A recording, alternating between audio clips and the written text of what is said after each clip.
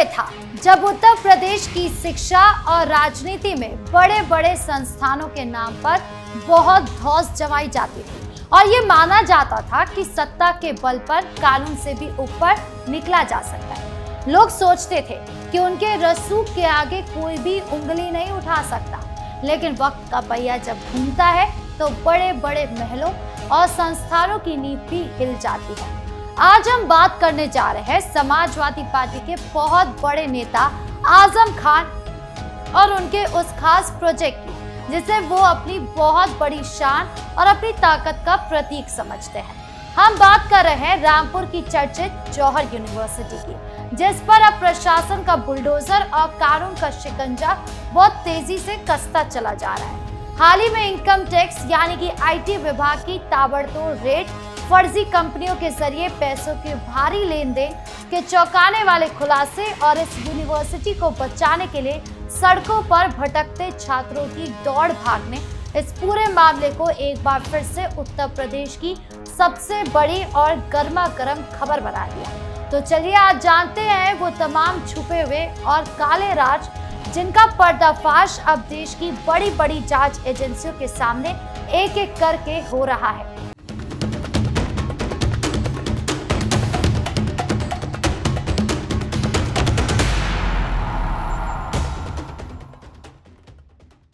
जौहर trust पर IT का शिकंजा।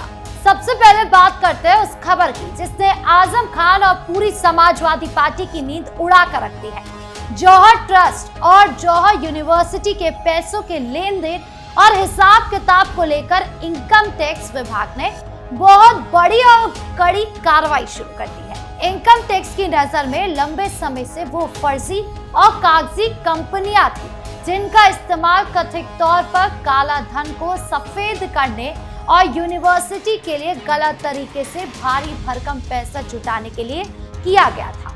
जांच में ये बात खुलकर सामने आई कि कागजों पर चलने वाली कई फर्जी कंपनियों के जरिए यूनिवर्सिटी को करोड़ों रुपए का चंदा भेजा गया, जिनका कोई असली हिसाब किताब, पक्का बिल या वैध स्रोत आज तक नहीं मिल पा रहा है।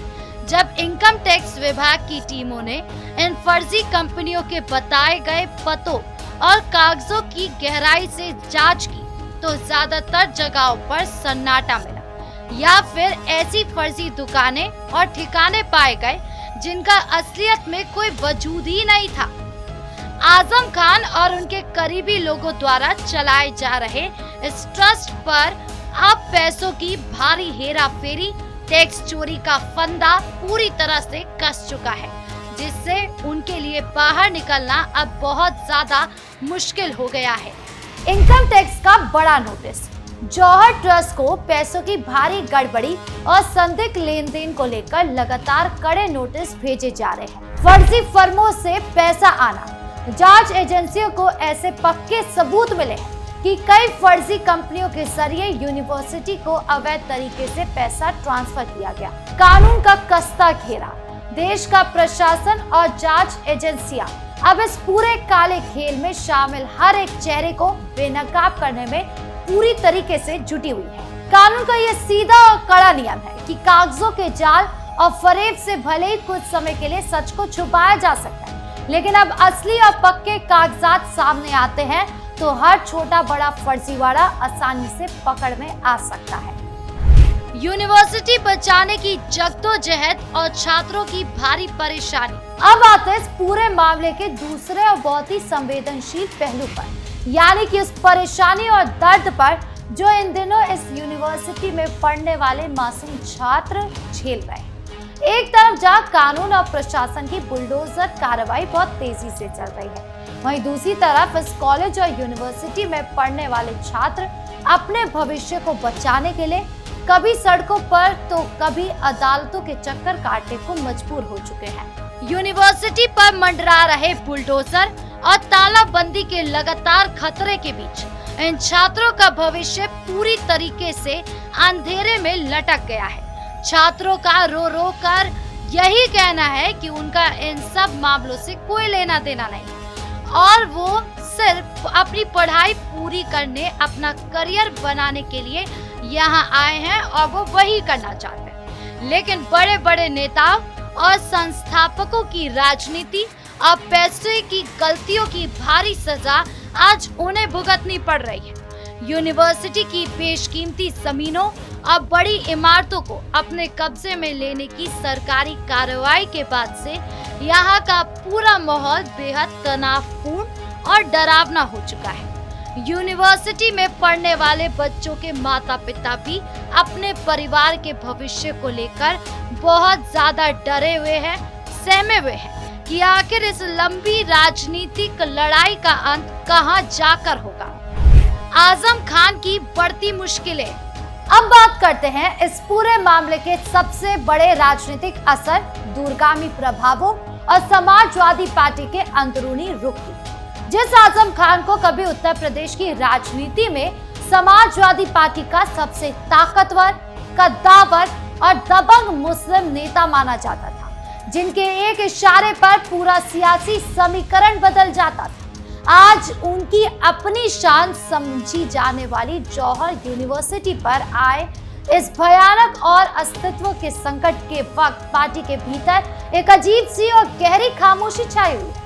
विरोधी पार्टियां, खुद समाजवादी पार्टी के बड़े बड़े नेता इस संवेदनशील मामले पर खुलकर बोलने, प्रेस कॉन्फ्रेंस करने या किसी भी प्रकार का आधिकारिक बयान देने से पूरी तरह बचते नजर आ रहे हैं, क्योंकि कानून का शिकंजा अब इतना ज्यादा मजबूत, कानूनी रूप से पुख्ता और दस्तावेजों पर आधारित हो चुका है कि किसी के पास भी इस काले फर्जीवाड़े और वित्तीय हेराफेरी का बचाव करने के लिए कोई भी ठोस जवाब, सबूत या कानूनी दलील नहीं बची है।